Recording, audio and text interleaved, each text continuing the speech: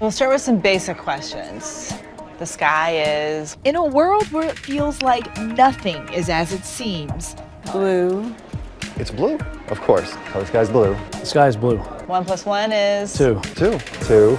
2. There's at least one truth we thought was indisputable.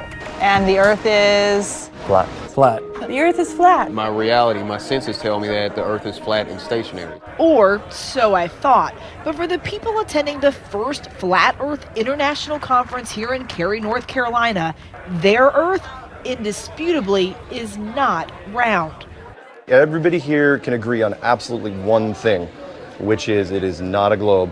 For centuries, a flat Earth was accepted as certainty until science and sailboats said otherwise. One of the rules of power is you never admit that there's someone bigger than yourself. But it wasn't until 2015 when this guy, Mark Sargent, posted his Flat Earth clues.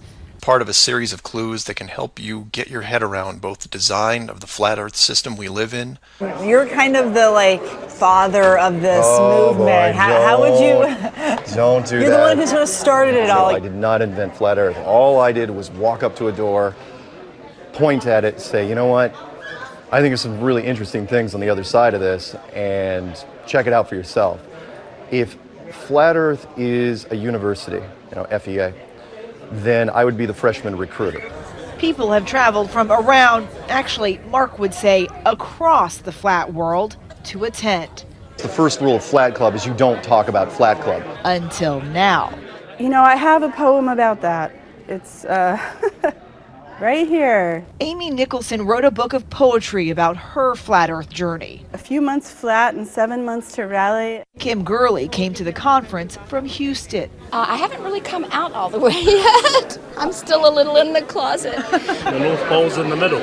Lainey Innevale came from even farther.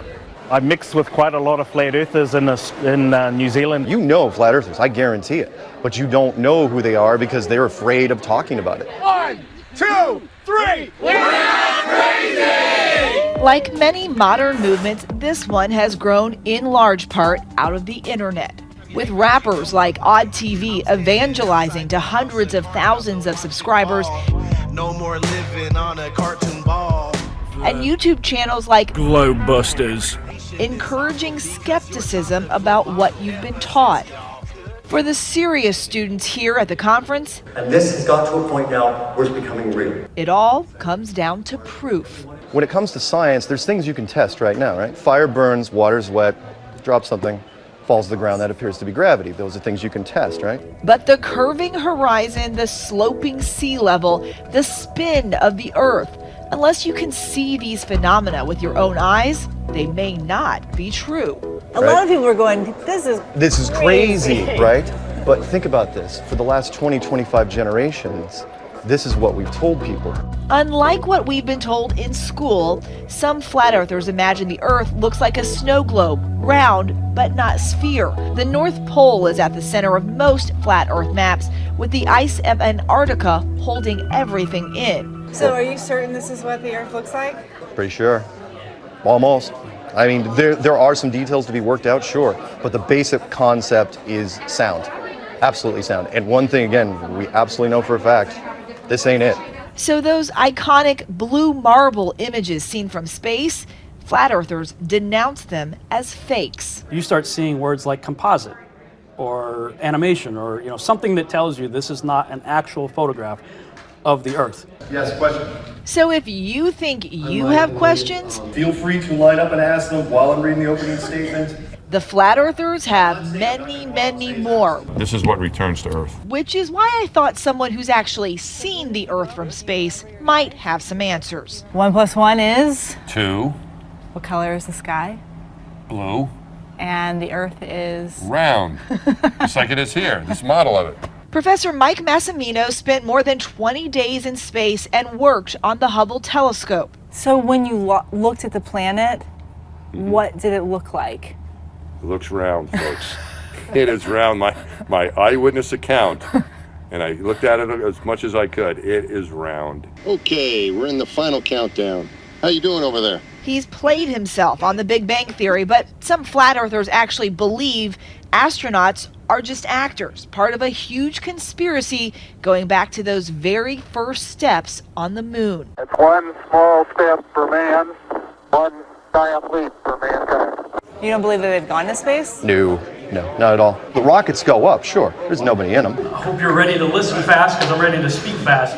Rob Skiba is another one of the celebrity contrarians in the flat earth movement. His popular YouTube videos and podcasts take clues from the Bible's book of Genesis. There's no way you can get a spinning heliocentric globe out of anything in the Bible. Are you just skeptical of Cars. everything? I have become skeptical of everything, and I think rightfully so. Pretty much everyone here, though, is kind of a conspiracy theorist. I'd say that's a common trait, but I think there's a little bit of conspiracy theorists in all of us. I really do. This is going to be fun. It's why many of them do their own experiments. Daryl Marble packed a level on a flight to test if the plane was flying parallel to a flat Earth. So there's going to be some science-y people who say that is a real Bobo experiment. They have. That's a little basic. I know. It's so simple, it'll go right over your head. The credo for many of these believers, check it out for yourself. Go out and test. You just want them to ask the questions. Why do you believe what you believe? And let you go from there. Because I could tell you something, and then you just look at me and say I'm crazy. A lot of people watching this are going to be like, that man is crazy. I'm sure they probably do. And I would say, well, they're crazy for not testing what they think they believe. Mm-hmm. But in a world of disagreements large and small, for something as clear as this horizon, the interpretation could be infinite. For Nightline, I'm Eva Pilgrim in Cary, North Carolina.